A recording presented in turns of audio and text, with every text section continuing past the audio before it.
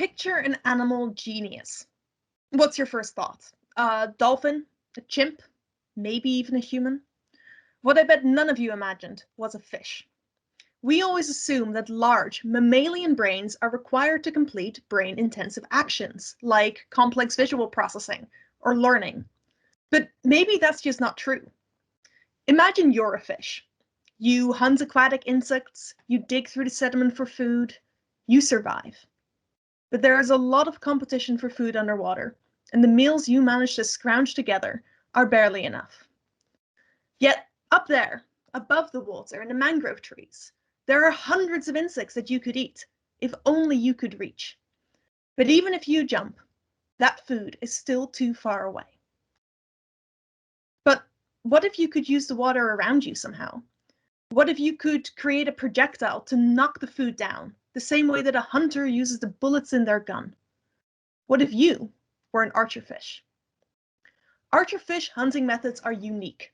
No other animal takes down its prey by shooting it with a highly concentrated jet of water spat straight out of its mouth, especially not if that prey is in a completely different environment than its hunter. But imagine looking through a barrier of water, like this one. You can see the optical distortion that is created as light travels differently through water than it does through air. As you look at my face through this glass of water, it looks completely different than it does in real life.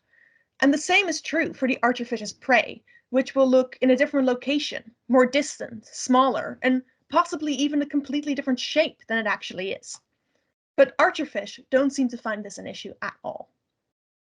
We don't know entirely how archerfish manage to account for the distortion created by hunting in a medium which is not their own, but we do know that they do.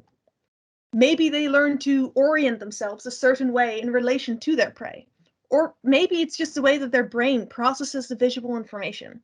Regardless, archerfish can switch back and forth between looking only through water and looking through water and air like it's no big deal.